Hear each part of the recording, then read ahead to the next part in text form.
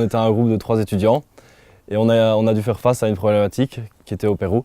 C'était des familles qui produisent du vin et pour gagner un peu plus d'argent, ils vendent leurs feuilles de vigne pour après faire des médicaments. Le problème est que ces feuilles de vigne doivent être séchées et donc il leur faut des séchoirs efficaces. Donc concrètement, pendant 1 an, on a étudié la technologie des séchoirs solaires qui doivent fonctionner absolument sans apport d'énergie. On en a construit un ici, on en a testé et on a vu que ça fonctionnait plutôt bien.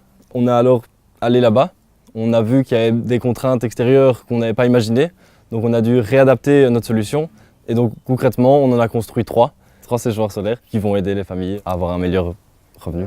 Une des choses qui m'a le plus surpris, c'est l'aspect communication avec les partenaires au sud. Donc dès le début du projet, donc 1 an avant la mission, on a été mis en contact avec des gens de l'ONG locale, des habitants qui avaient besoin de notre aide. Et en fait, ça s'est avéré beaucoup plus difficile de communiquer avec eux que ce qu'on pensait, parce qu'on s'est rendu compte qu'en fait, poser les questions était vraiment un travail en lui-même. Et donc ça a été un problème, si on peut dire, qui a été résolu en fait par la mission sur place, vu que là, on était face à nos interlocuteurs et on se rend compte qu'évidemment, c'est bien plus simple de collaborer quand on est face à face. Ensuite, on a été confronté à une manière différente de travailler, différente de vivre au niveau culturel. Et ça, voilà, il a fallu s'y adapter une fois qu'on était sur place. Et enfin, ce qui nous a beaucoup surpris, c'est l'accueil qu'on a eu et la crédibilité que les gens nous ont donnée.